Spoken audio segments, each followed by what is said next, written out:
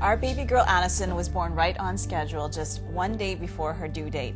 We were thrilled because we were told she was healthy, we had no signs of any medical issues, the pregnancy was completely normal.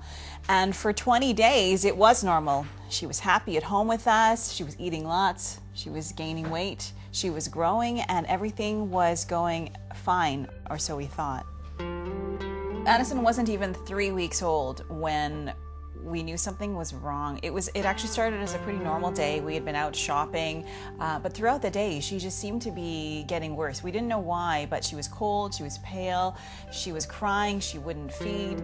We decided we would act upon our feelings, and we took her to the hospital. We got to BC Children's about 8 o'clock, and the news just kept getting progressively worse. Every time we saw a doctor, there was someone else with worse news. And within a couple of hours, a really sharp intern in the emergency room told us her heart was abnormally large and they had no idea why. About 3 hours after that, it was about 11:30, Addison was being rushed into the intensive care unit because her heart was literally failing. It was a horrible, horrible moment, and it was like everything just went black. And then we walked into the ICU. You talk about worst case scenarios, and you try not to think about worst case scenarios, but this was a worst case scenario. It was a matter of life and death. You think it's not going to get any worse, and then it just keeps, the emotions just keep on building.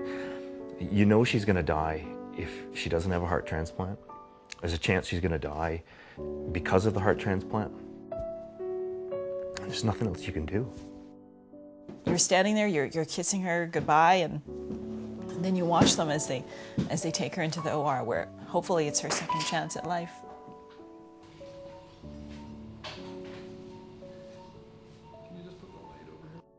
And it was really dark times. Like that was our lowest point, was after the surgery. It took a couple of days, but she went from no pulse to a little bit of a pulse to a stronger pulse, and then 2 days later, she was strong enough that they took her off the heart-lung bypass and her heart started beating on her own. I think the amazing thing for us was the staff at Children's Hospital. We had the love and support of family, friends, and coworkers, which obviously meant a lot to us and got us through.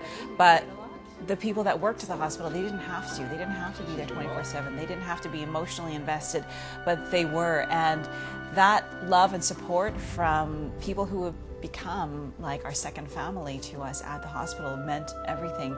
And every day, as Addison started to get better, they were giving our daughter back to us.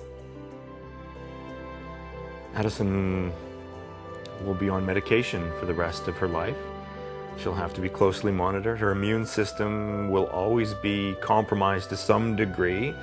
We've had a few hospitalizations over the last couple of years, and we'll have a few more as we go forward. But really all that matters is that she's with us, and we try to take that to heart. Every day we have with her is one more day we didn't have before.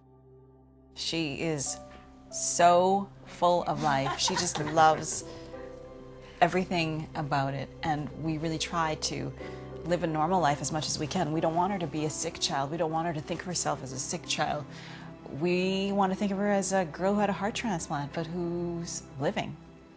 Addison is just one of the miracles that your support has helped make possible. Every day, babies and children like Addison come to us in need of serious, specialized medical care. When you give, you make sure they have the very best equipment, care, and research behind them as they fight for their lives. 1 in 100 kids are born with some kind of heart defect. 1 in 100. And while we were lucky, we spent about a month at the hospital, some children are so sick, their families are here for years. In every way possible, the caring at BC Children's Hospital, become an extended family to so many people. I'm so thrilled that a new BC Children's Hospital is being built. We know firsthand what an incredible difference it's going to make in the lives of children and their families for years to come. The fact is, there are so many children like Addison who urgently need your support today. Children come to BC Children's Hospital from all across the province for the most advanced, life-saving care possible. Not a day goes by where we don't think of the baby girl whose heart that allowed our baby girl to live, and her mom's incredible gift to our family.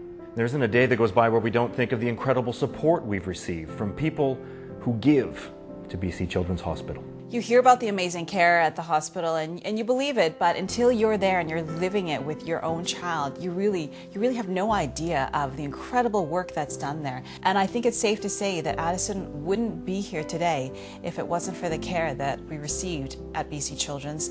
And we have our little girl with us because of your generosity. Will you follow your heart today by sending a special donation to BC Children's Hospital? To families like Addison's, there just couldn't be a more precious and meaningful gift.